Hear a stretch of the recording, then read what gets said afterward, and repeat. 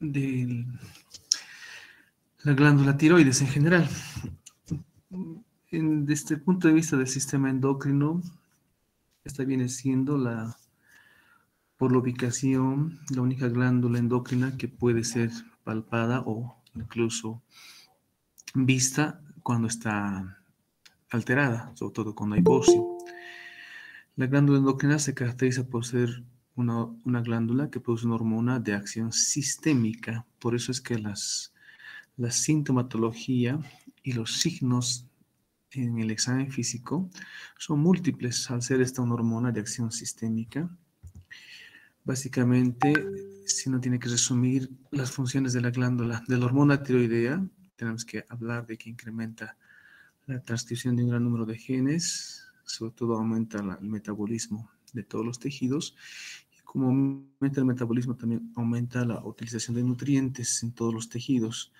Es por eso que cuando está la glándula tiroides enferma, tiene muchos síntomas y signos porque la acción es sistémica. Es parte de la regulación de la glándula tiroides, es parte de todas aquellas hormonas que son reguladas por el eje hipotálamo hipoficiario glándula. En este caso, obviamente, los estímulos comienzan en el hipotálamo con la hormona liberadora de tirotropina, quien estimula a la adenohipófisis la producción de la TSH, que finalmente va a estimular a la glándula tiroides, que secrete y sintetice hormonas tiroideas. Pero esto está regulado, igual que todo el sistema del eje hipotálamo hipoficiario glándula, por un mecanismo de retroalimentación negativa. ¿Qué quiere decir? Que cuando en la sangre se incrementan la producción, cuando empieza a subir en la sangre las hormonas tiroideas, estas mismas son las que inhiben a los estímulos. Entonces, de esa manera se mantiene dentro de un rango de secreción normal de hormonas tiroideas. También esto explica un poco por qué en general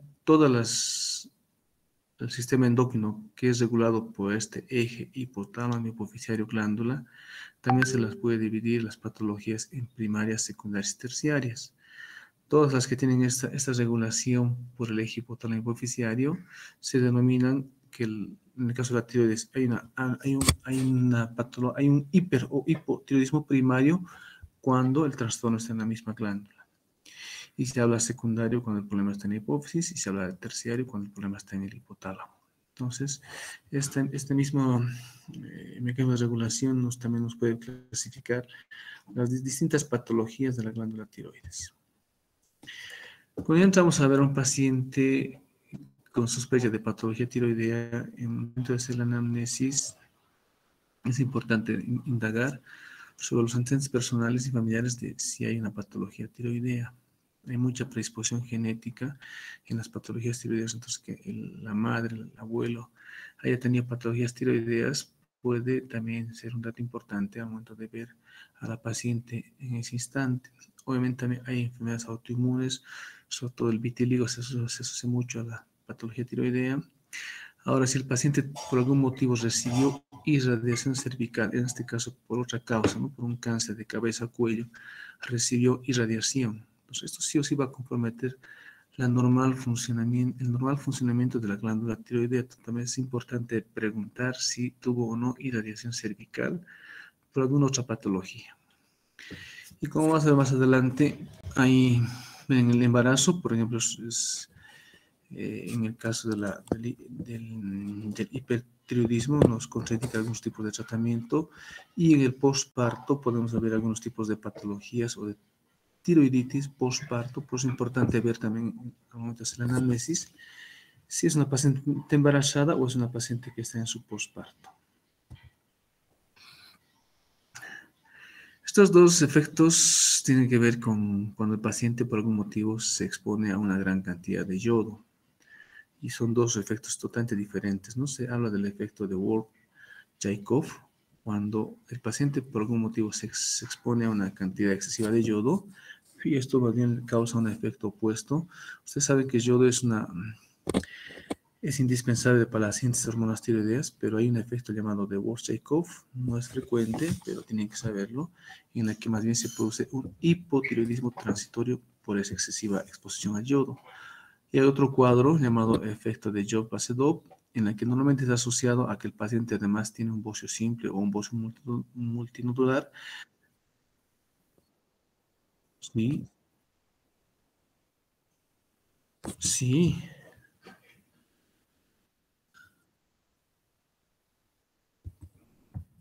Bueno, vamos a... ¿Se ve? A ver, mm, vamos a... Voy a volver a poner pantalla grande, vamos a ver si... Ya se ve lo que pasaba anamnesis.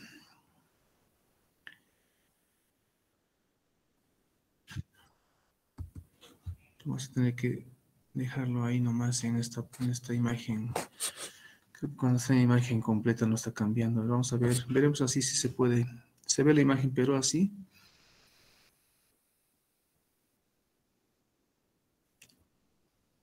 Ya, entonces, a ver, vamos a intentar ver cómo solucionamos. Nos apuraremos.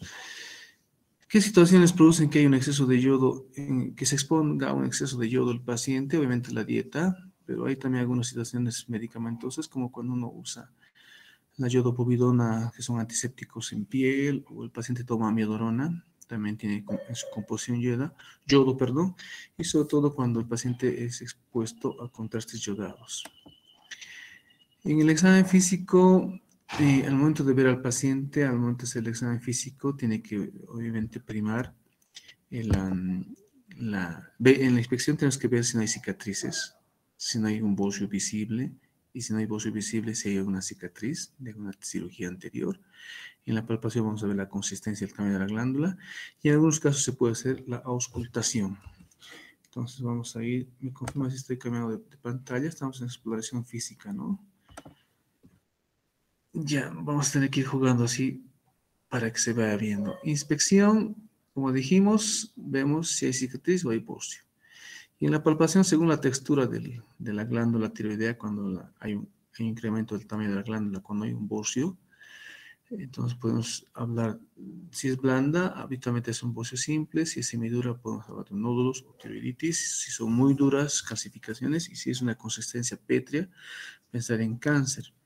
Obviamente la auscultación, hay que ver cuando está muy irrigada la glándula, podemos encontrar un soplo que es típico de la enfermedad de Graves-Bassett. En las pruebas diagnósticas, es fundamental acá entender que, bueno, las pruebas funcionales de la tiroides son la TSH y la T4 libre. La TSH siempre va a estar disminuida cuando hay un hipertiroidismo primario, y va a estar aumentado cuando hay cuando hay un hipotiroidismo primario. Y a la inversa, ¿no? Obviamente esta variación de las pruebas funcionales va a depender si el problema es primario, secundario o terciario. Como lo más frecuente en la práctica diaria es que el problema esté en la misma glándula tiroidea, es importante que aquí ustedes recuerden que cuando hay un hiper, obviamente la TSH se va a suprimir por el mecanismo de retroalimentación negativa, y si hay un hipo, la TSH va a estar aumentada. Lo que sí no va a variar en todos los casos, si hay un hipertiroidismo primario, secundario, terciario, por ejemplo, es que la T4 libre siempre va a estar aumentada cuando hay hiper, y cuando hay hipo, la hormona T4 libre va a estar disminuida. También se pueden pedir algunos estudios inmunológicos porque hay patologías autoinmunes que se asocian a la tiroides, sobre todo los anticuerpos antiperoxidasa, antitiroglobulina y contra el receptor de la glándula tiroides. Y en el bocio mismo, cuando vemos un paciente con bocio, tenemos que podemos clasificar este bocio según su morfología, si el bocio es difuso o es bocio nodular. Y obviamente también según su función. Acá es importante, se habla de un bocio tóxico o no tóxico, pero es mejor también recordar que, obviamente, si hay un bocio, puede ser hipertiroideo, un bocio hipotiroideo o un bocio eutiroideo con función tiroidea normal. Eso va a depender de la clínica y de las pruebas de función tiroidea.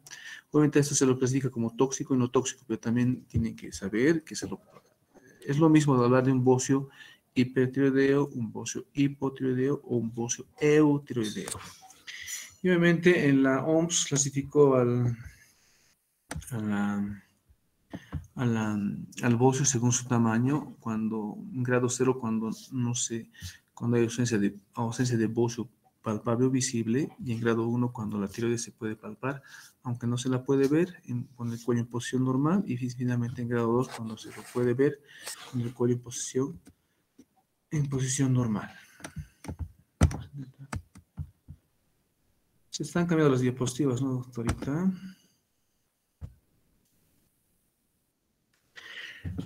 En el caso del bocio, en el signo de Pemberton, básicamente esto se produce cuando el bocio es intratorácico. Si al paciente le pedimos que levante los brazos hacia arriba, el signo de Pemberton consiste por el bocio intratorácico que comprime el retorno venoso, la vena cava o algunas estructuras venosas del cuello superior, de la parte superior del cuello, produce una congestión facial, un eritema, incluso una dificultad para respirar.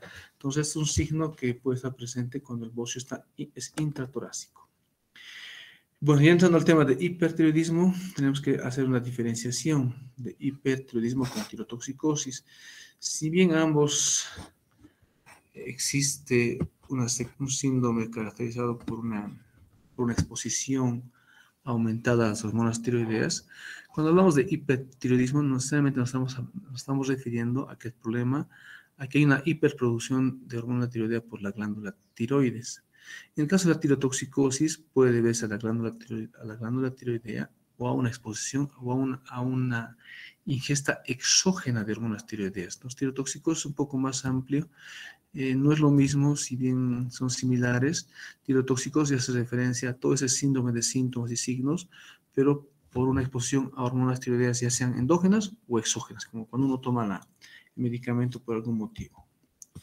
La clasificación, esto vamos un poquito a agrandar para que se vea mejor. En la clasificación tenemos que hablar que en relación al hiper, podemos hablar de aquellas en las que hay una sobreproducción de hormonas tiroideas en la glándula, como la enfermedad de Graves, el bocio multinodular, adenoma tóxico, o cuando por algún motivo hay una secreción inadecuada de TSH por la hipófisis, o algunas otras enfermedades endógenas que estimulan la glándula tiroides. Ahora también podemos hablar de aquellos hipertiroidismos en la que se produce porque hay una destrucción de la glándula. Esto pasa en las tiroiditis, en la fase aguda de la tiroiditis crónica, pero más que todo en la subaguda, silente y posparto, son procesos inflamatorios que destruyen la glándula y liberan la hormona tiroidea. Y tenemos otras causas de hipertiroidismo como la tirotoxicosis facticia. Esta es la que se produce en la que el paciente toma hormonas tiroideas exógenas. Muchas veces se usa con mucha frecuencia para bajar de peso. Algunos pacientes pueden tomar una dosis mayor a la que pueden llegar a tomar dosis elevadas y causar una tirotoxicosis. A eso se llama facticia cuando el paciente lo produce por ingesta de hormonas tiroideas con otro objetivo. Y obviamente el iatrogénico puede ser porque el médico no calculó la dosis adecuadamente, otro por temas de yodo, etc. Bueno, ya en el tema del sistema de las manifestaciones clínicas, como les decía, el paciente con patología tiroidea tiene muchos síntomas y signos. Entonces, por eso que el paciente a veces debe diagnosticarse semiológicamente. El paciente se caracteriza desde el punto de vista del sistema nervioso central de ser un paciente nervioso, un paciente hiperkinético se llama, un paciente acelerado, las mamás lo dicen, es hiperkinético. Si uno revisa los reflejos, tenemos hiperreflexia. Y si queremos ver, por ejemplo, hay una manifestación muy típica en la que le pedimos al paciente que jale las manos, extienda los brazos y jale los dedos, se coloca una hoja de papel y se va a ver cómo hay un temblor fino en el examen físico. Ya, se están pasando las diapositivas normales, ¿no, doctora? Ya. Esta es una enfermedad la hormona tiroidea es una hormona de acción sistémica en la que típicamente se produce un aumento del metabolismo. Por eso estos pacientes tienen intolerancia al calor. Son pacientes que generan mucha calor. Hay un hipermetabolismo, hay un hipercatabolismo. Entonces son pacientes que tienen sudoración e intolerancia al calor. Es una manifestación muy característica el tema de la intolerancia al calor. Generalmente no está ausente. Esta es una manifestación clínica muy importante al momento de ver al paciente. Otra afección puede ser la afección ocular. En este caso tenemos el signo de Griffith. Cuando al paciente le decimos que miren hacia la parte inferior, bueno, en esta visión de frente se ve como la conjuntiva palpebral blanca, la parte blanca del ojo izquierdo se ve mucho mejor, o se ve mucho más ampliada, pero cuando le pedimos al paciente, el signo de Griffith consiste en que cuando le pedimos al paciente que mire hacia abajo, normalmente no va a seguir el párpado superior al movimiento del globo ocular y va a ver como el ojo izquierdo a la izquierda, se ve esa retracción palpebral y se ve una mayor cantidad de conjuntiva blanca al momento de que el paciente mira hacia abajo, cuando se le pide que mire hacia abajo. Es el signo de Griffith. Ya. En la parte cardiovascular, indudablemente es uno de los compromisos es uno de los sistemas más afectados. Típicamente el paciente va a tener taquicardia, pero no solo es eso, sino que va a caer la resistencia vascular sistémica y normalmente aumenta el gasto cardíaco. Si aumenta el gasto cardíaco y cae la resistencia vascular sistémica, tenemos un signo muy característico que es el pulso saltón. Va a estar aumentada la presión diferencial, la presión sistólica y la presión diastólica va a estar aumentada la diferencia. A eso es lo que denominamos, o eso se va a manifestar, perdón, como un pulso saltón. Es un pulso, aparte que taquicardia, el pulso acelerado, podemos encontrar un aumento de la presión de pulso o pulso saltón. Y obviamente cuando el compromiso cardiovascular es más severo, ya podemos hablar de lo que se llama una cardiopatía tirotóxica. Ya va a haber fibrilación auricular, con el tiempo el corazón puede crecer y ver insuficiencia cardíaca, y puede llegar un momento en que también va a haber una isquemia coronaria o una insuficiencia coronaria, en la que incluso el paciente puede manifestarse con cardiopatía isquémica.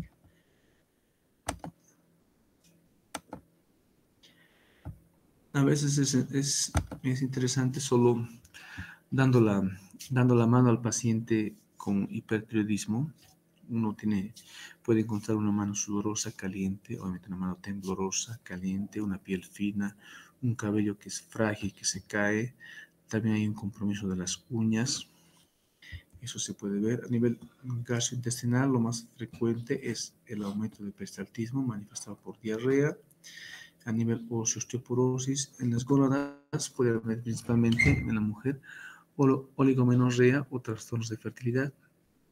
Y en el sistema también en el varón puede haber una disminución del líbido. En el hematopoyético, en el hemograma vamos a encontrar una anemia normocítica normocrómica, es muy característica. Esta es una diapositiva que resume varios de los signos en el examen físico. Vean como obviamente tenemos que buscar en el cuello bocio, la exoftalmia, la intolerancia al calor es muy, muy característico, la piel húmeda caliente, la diarrea, la debilidad. Hay un compromiso de la musculatura, sobre todo proximal, y eso es lo que se llama también la tirotoxicosis a nivel muscular y le produce debilidad al paciente. Y obviamente uno puede encontrar hiperreflexia y algunas otras alteraciones en el examen físico. Hay otra, en la parte final, en la parte inferior de la diapositiva, una manifestación muy característica por este aumento del catabolismo. Ustedes saben que la hormona tiroidea va a aumentar el metabolismo celular, el metabolismo tisular, va a también causar proteólisis, lipólisis. Entonces, los pacientes tienden a perder peso. Es más, pueden tener las 4 P's que se ven en la diabetes. Son pacientes que pueden tener poliuria, polidipsia, polifagia y sobre todo pérdida de peso. Entonces hay que tener en cuenta, si bien las 4 P's es una manifestación muy característica de la diabetes, en el paciente con hipertiroidismo también podemos tener estas alteraciones de las 4 P's, pero sobre todo la pérdida de peso. No, muchas veces el paciente viene por este problema a la consulta por la pérdida de peso.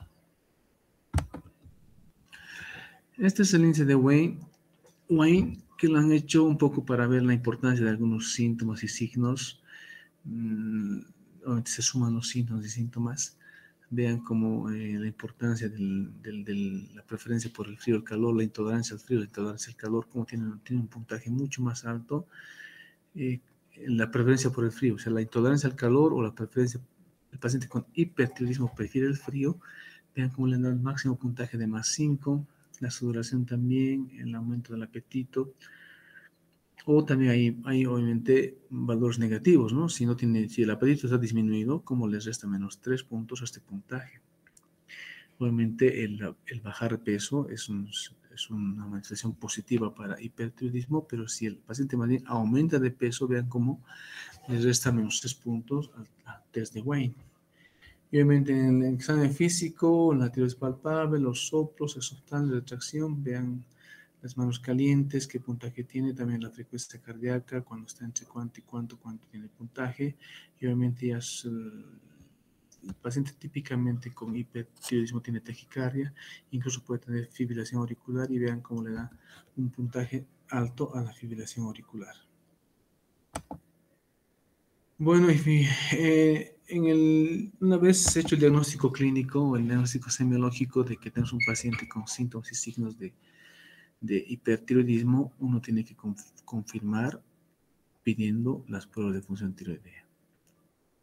Entonces, lo típico del hipertiroidismo primario, que es lo que vamos a ver todos los días, está en la parte inferior derecha, en la que el paciente con hipertiroidismo va a estar típicamente con una TSH muy disminuida, pero con la hormona T4 libre muy aumentada. Eso es lo bueno, se lo cataloga como tirotoxicosis o hipertiroidismo. Pero cuando la TSH está disminuida, pero la hormona tiroidea está normal, hablamos de que hay un problema subclínico, ¿no? La TSH baja, pero con niveles de T4 libre normales, podemos hablar de un hipertiroidismo subclínico. O a veces es muy raro encontrar una tirotoxicosis solo por T3. En la práctica diaria se pide solo TSH y T4 libre. Pero cuando yo tengo muchas dudas, mi T4 libre está normal, hay casos aislados en los que solo la T3 está elevada. Entonces puede haber una tirotoxicosis por T3. Entonces en esos casos habría que plantearse de pedir la T3 más en el perfil tiroideo. Y obviamente la TSH normal con una T4 normal hablará de una función tiroidea normal.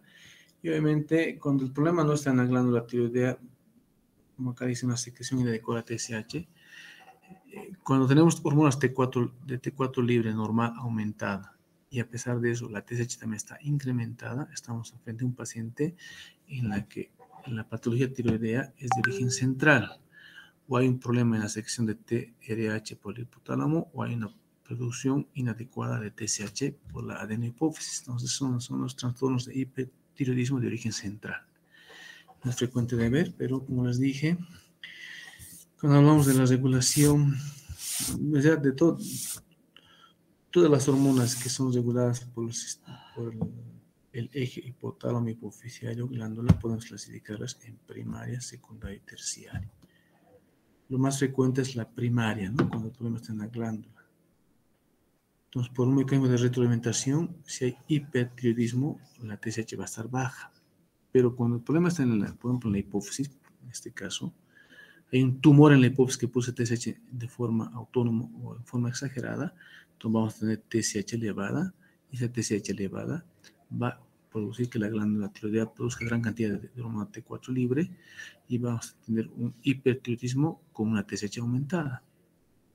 O si el problema está mucho más arriba, hay un tumor en el hipotálamo que produce TRH, la TRH va a estimular a la hipófisis y la hipófisis va a estimular a la glándula. Entonces podemos tener un hipertiroidismo terciario, bueno, todas estén aumentadas, ¿no? La TRH aumentada, TSH aumentada y finalmente la T4 aumentada, porque es un hipertiroidismo de origen central. Y en el tratamiento del hipertiroidismo se resumen en 3 parámetros, ¿no? O usamos fármacos antitiroideos, como los derivados de las tioaminas. Aquí tenemos el propiltiuracilo y el metamizol. Son fármacos antitiroideos que inhiben la síntesis de hormonas tiroideas. Los fármacos antitiroideos son bastante seguros. Un pequeño porcentaje pueden haber con efectos secundarios a nivel cutáneo. Y en un 0,1% incluso pueden causar alteraciones de agranulocitosis. Hay que tener mucho cuidado en estos pacientes, hacer seguimiento siempre periódico de cómo está el hemograma, porque en un porcentaje muy bajo de pacientes los fármacos antitiroideos pueden tener algunos efectos adversos delicados. El yodo radioactivo sí tiene sus contraindicaciones e indicaciones. Hay que tener en cuenta, uno de ellos es obviamente el embarazo. Está contraindicado en el paciente con embarazo. Y la cirugía también es una otra alternativa terapéutica en el tratamiento del hipertiroidismo. Entonces, el tratamiento del hiper, fármacos, yodo radioactivo, cirugía. En el tema de las, ya entrando a las principales causas de hipertiroidismo, tenemos que desde luego mencionar en primer lugar a la enfermedad de Graves-Basedow. La enfermedad de Graves-Basedow es la principal causa de hipertiroidismo, afecta más a mujeres, se caracteriza por un bocio difuso, tiene una base autoinmune en la que hay anticuerpos antitiroideos contra el receptor de la TSH que estimulan a la misma glándula tiroides. O sea, el paciente tiene una enfermedad autoinmune en la que se producen anticuerpos contra el receptor de la TSH y este anticuerpo estimula a la glándula tiroides.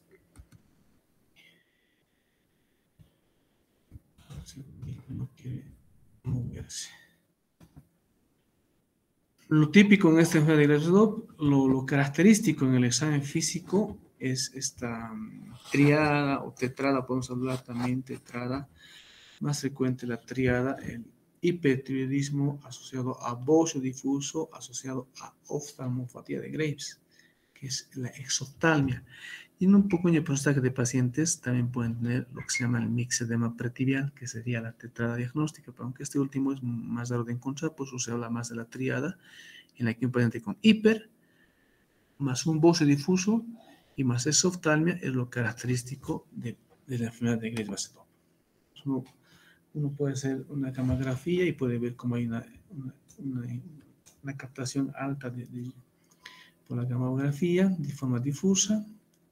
Vean cómo esta gammagrafía en realidad nos permite comparar una tiroides normal, cómo se ve por gammagrafía, cómo se puede ver en la enfermedad de Graves-Basedow y cómo se ve cuando hay un bocio nodular tóxico solitario. Indudablemente, después del bocio difuso está la oftalmopatía, que es la infiltración retroauricular, puede comenzar como signo de Griffith, pero lo típico es que tenga exoftalmia. La exoftalmia tiene distintos grados de presentación, pero es una característica presente en la enfermedad de Graves-Basedow. Mixedema pretibial, que no es un pseudoedema, no hay fobia, pero es algo que también tenemos que tomar. Es muy raro de ver, pero también tenemos que tomar en cuenta. El signo de Plummer es un signo típico del hipertiroidismo por la afección muscular, por la miopatía tirotóxica que causa, en general, no solo en la enfermedad de Graves-Basedow, sino en general en el hipertiroidismo, en el que hay una debilidad muscular. Si le pedimos al paciente que de cúbito dorsal se levante sin apoyar las manos, le es imposible por la debilidad muscular. Entonces, es el signo de Plummer, que el paciente no puede levantarse de la cama sin apoyar las manos. Signo de Plummer. Y como diagnosticamos la enfermedad de Graves-Basedow, podemos encontrar el perfil tiroideo típicamente basado en tiroides aumentadas, pero con la TSH muy suprimida. Esto es una enfermedad primaria, es un problema en la glándula tiroides, una enfermedad de origen autoinmune, típicamente hormonas tiroideas aumentadas, con TSH muy suprimida, más el cuadro clínico, y encontramos en la gammagrafía ese bocio difuso, y además tenemos que confirmar porque los anticuerpos contra el resto de la TSH están aumentados.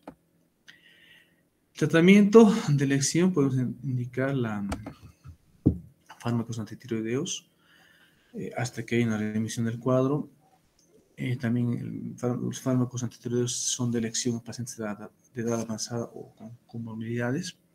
Se usan dos fármacos, o usamos el propiltiuracilo, va de una dosis de 300 a 600 miligramos por día, más o menos se da 50 a 100 miligramos cada 8 horas, o metimazol, va a dar una dosis entre 30 y 60 miligramos día. Esto obviamente se da durante el tiempo hasta que el paciente haya remisión de los síntomas. Otra alternativa sería el tratamiento con yodo radioactivo, Esto habitualmente se utiliza en aquel paciente que no puede operarse, entonces le irradia con yodo, o pacientes que han sido operados o ya fueron irradiados el cuello, o aquel paciente en el que está contraindicado por algún motivo el fármaco antitiroideo, y habitualmente se da una dosis de yodo 131 entre 5 y 15 milimercuries. Y obviamente cuando uno le expone al yodo radioactivo, puede en el 80-90% de los casos desarrollar hipotiroidismo. La contraindicación absoluta para este tratamiento es el embarazo y la lactancia. La cirugía es una alternativa más que todo en pacientes en los que hay síntomas compresivos, voces de gran tamaño, cuando la captación es muy baja de yodo radioactivo por la tiroides, cuando sospechamos de malignidad, o además tenemos hiperparatiroidismo primario asociado al hipertiroidismo. El procedimiento de elección será una tiroidectomía total o subtotal, pero obviamente el paciente para entrar a cirugía tiene que estar eutiroideo, tiene que haber normalmente recibido un tratamiento farmacológico, incluso aparte de estar haberse controlado los síntomas y signos, se le debe administrar yoduro potásico para prevenir la tormenta tiroidea en la dosis que ahí se está señalado. Eso se lo debe dar unos 10 días previos a la cirugía, justamente porque uno puede provocar una tormenta tiroidea al manipular la glándula tiroides en el momento de la cirugía. Entonces se aconseja que el paciente esté medicado, esté controlado, y además 10 días previos a la cirugía se le administre yoduro potásico para prevenir la tormenta tiroidea. En segundo lugar tenemos el bocio multinodular tóxico. Este paciente se va a caracterizar porque hay más bocio difuso, más bocio multinodular, bocio multinodular. Las manifestaciones físicas de hiper son poco evidentes, pero lo más frecuente es que tengan nerviosismo, temblor, y un signo constante en estos pacientes es la afección cardiovascular como taquicardia o FA, y a veces síntomas compresivos como son bocios multinodulares, a veces también son intratorácicos, pueden haber disfonía, tos o disfagia. En estos pacientes el diagnóstico, igual que como en todas las patologías de hipertiroideas primarias, las hormonas tiroideas T4 T3 están aumentadas con TSH muy disminuida, y en la gamografía es que vamos a encontrar esos múltiples nódulos calientes, y el tratamiento acá es la tiroidectomía subtotal o la administración de yodo radioactivo. En el adenoma tóxico es un paciente que tiene un solo nódulo tiroideo único, es un nódulo tiroideo autónomo, en la que hay una producción autónoma independiente del estímulo TSH, o sea que sin que de forma autónoma produce gran cantidad de hormonas tiroideas sin depender de la TSH. Se puede diagnosticar por gamografía, y obviamente en la clínica, si no hace la palpación, puede encontrar un nódulo tiroideo unilateral. Tratamiento de los pacientes es el yodo radioactivo o sacar el lóbulo que tiene el nódulo tiroideo, que eso es también es una indicación muy frecuente. O sea, como es un nódulo único, normalmente está en un lóbulo tiroideo, entonces puede hacer una lobectomía del lado que está afectado. Y finalmente, para ir terminando ya la clase, no sé si va a dar tiempo para terminar hoy día, vamos a hablar de las tiroiditis, que son otras causas de hipertiroidismo. La tiroiditis, como su nombre lo indica, es una inflamación de la glándula tiroidea, y según el tiempo podemos hablar de que hay agudas, subagudas y crónicas. Como ustedes verán, las agudas son generalmente de infección, son infecciones bacterianas en su predominio. También hay posirradiación. Las subagudas son hay más de etiologías. La más frecuente es la granulomatosa, que es de origen viral. También tenemos los pacientes postparto, o muy rara vez por Mycobacterium tuberculoso. Y la crónica, que es otro grupo de tiroiditis de origen autoinmuno, que también hay que tomar en cuenta. Cuando hablamos de la tiroiditis aguda, tenemos un paciente con infecciones. Tenemos que pensar necesariamente en la infección bacteriana. Habitualmente son pacientes con algún problema de inmunodepresión. Son pacientes, por ejemplo, con SIDA, que tienen una infección rápida, aguda de la glándula tiroides. Por eso es que es el inicio típicamente súbito, con fiebre, dolor y signos inflamatorios locales. hay dolor a la palpación, dolor en el área cervical, eritema y disfagia. Entonces hay que tomar en cuenta para este tipo de pacientes. Son las agudas. En las agudas, lo típico es que encontremos una leucocitos con neutrofilia, un hemograma característico de una infección aguda bacteriana, que es leucocitos con neutrofilia. Habitualmente en la aguda, por el rápido inicio del cuadro de inflamación, no se alteran las pruebas de función tiroidea. T4 y T6 son normales. Obviamente es una afección infecciosa, no va a haber anticuerpos antitiroideos. Y en la ecografía va a ser importante porque puede haber colecciones. Y a veces tiene que ser una punción o drenaje de un absceso en la glándula tiroides. Y eso también nos va a permitir confirmar porque uno debe hacer la punción y el cultivo y encontramos ahí la bacteria que causó la infección. El tratamiento obviamente va a ser reposo, antibiótico y drenaje quirúrgico si hay una colección por la guía ecográfica.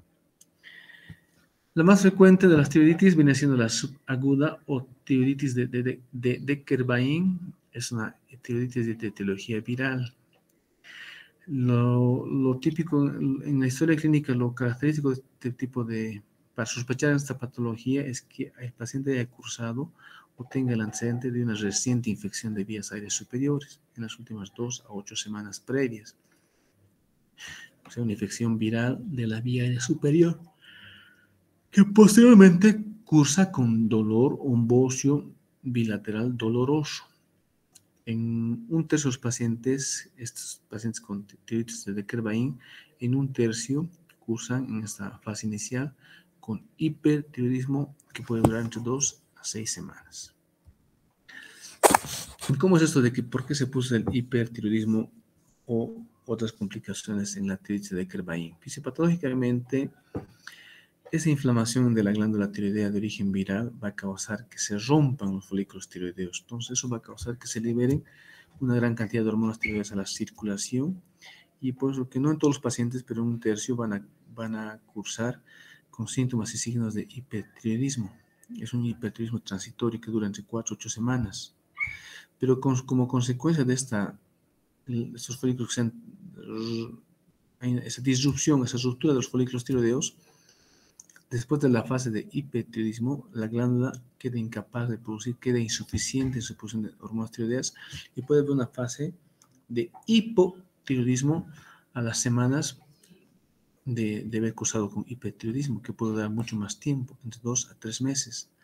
Entonces, fisiopatológicamente puede cursar así. No todos los pacientes cursan con hiper, pero por eso es tan importante cursar con hipertiroidea por esta ruptura de los folículos, dura semanas.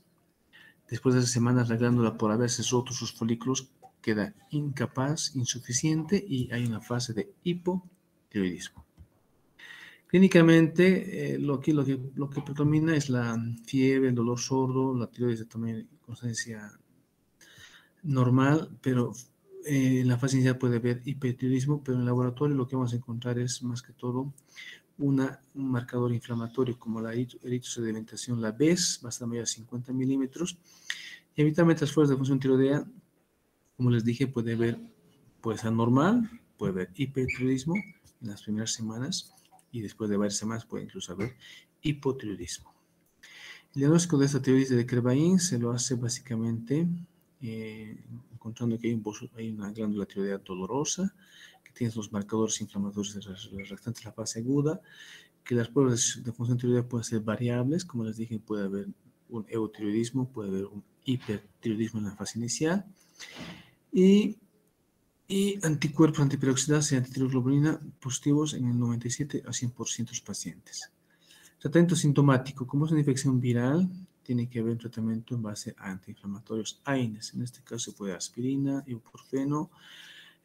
Cuando hay síntomas de hipertiroidismo, aquí no se puede dar fármacos antitiroideos, solamente se va a dar fármacos que controlen los síntomas. El tratamiento sintomático va a ser con propanolol. Está contraindicado en la fase de hipertiroidismo de la tiroiditis de Decker-Bain usar fármacos antitiroideos. Usamos aquí tratamiento sintomático con propanolol. Y si está en una fase de hipotiroideo, tenemos que dar hormonas tiroideas como la levotiroxina durante la fase del hipotiroidismo. Para no correr en esta parte que es la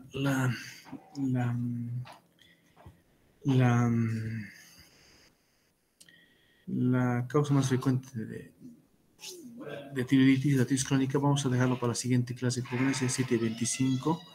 No quiero esta parte coser. Como la siguiente clase vamos a completar con hipotiroidismo, vale la pena que esta parte de tiroiditis linfocitaria crónica o de Hashimoto lo dejemos para hablar en la siguiente clase.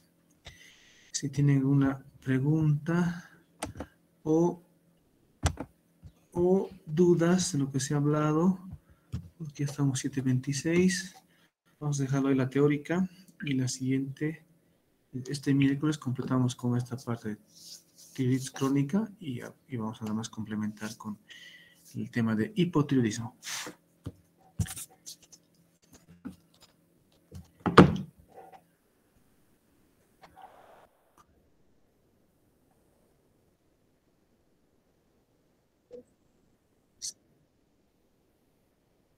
Sí.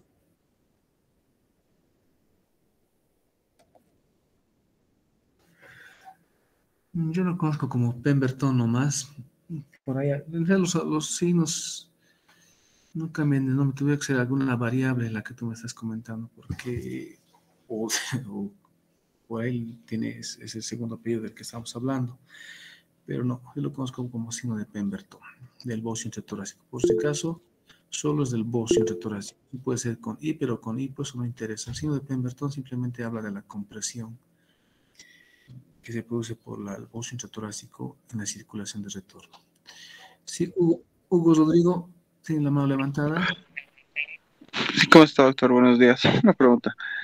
¿En el hipertiroidismo, el exoftalmos es característico o puede haber algún tipo de paciente que tenga hipertiroidismo y no presentar exoftalmos? Sí, puede haber sin exoftalmia. El exoftalmia es más característico en el hipertiroidismo debido a enfermedad de Graves-Basedow. Esta es una enfermedad autoinmune. Esta misma enfermedad autoinmune causa una infiltración retroocular. Está más asociado la exoftalmia cuando la causa del hiper es la enfermedad de Graves-Basedow, que además es la causa más frecuente de hipertiroidismo. En el bocio multinodular, en el adenoma tóxico, no es frecuente ver la exoftalmia. Los que pues también está en la triada diagnóstica, la exoftalmia de la enfermedad de Graves-Basedow, porque se ve esta asociación por para que haya exoftalmia hay una infiltración retroocular, y esa infiltración retroocular es de causa autoinmune, y la enfermedad de Graves-Basedow es una enfermedad de etiología autoinmune. En nosotros no es frecuente ver, no es que no haya, puede ver, es muy raro ver exoftalmia en bocio multinodular o en el adenoma tóxico. Lo típico es de ver esto en la enfermedad de Graves-Basedow. Gracias, doctor. Bien, jóvenes, ahí terminamos, 17:29. Buen día, nos vemos el día miércoles. Hasta luego. Hasta luego, doctor. Gracias. Gracias.